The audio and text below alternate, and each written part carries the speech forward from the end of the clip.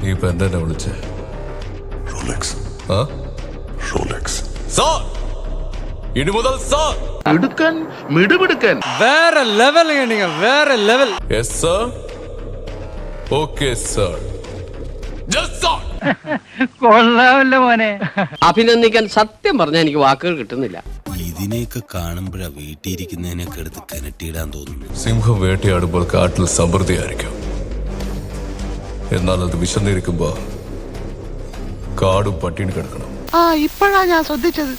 എന്റെയും ചേട്ടന്റെയും ശബ്ദം ഒരുപോലെ ഇരിക്കുന്നു. തൊഴിലിനോട് ആത്മാർത്ഥതയുള്ളവർ ഇങ്ങനെ. അതൊക്കെ അപ്പുറത്തെ ഉണ്ണി, അവനെ കണ്ടു പഠിക്കണം ഇവന്മാരൊക്കെ.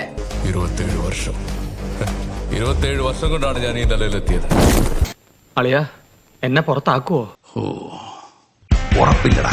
ഈ പൊസിഷൻ അപ്പനോ അപ്പാപ്പനോ ആരും ഉണ്ടാക്കി തന്നല്ല. ഈ ആള് നിനക്കല്ലല്ലോ മോനെ, നിനക്ക് ഭാവിയുണ്ട്.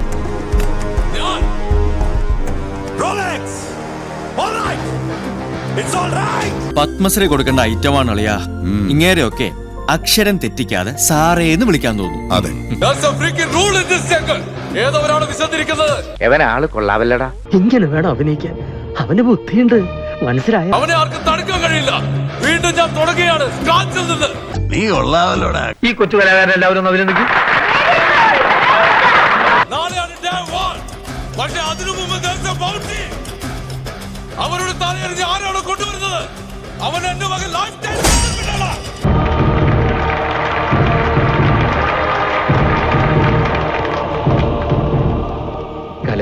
ഞാനേ അപ്പച്ചനൊരു ഉമ്മ തരാൻ പോവാ. പിന്നെ ഒരു കാര്യം ചെയ്യാം. രാവിലെ വരാം.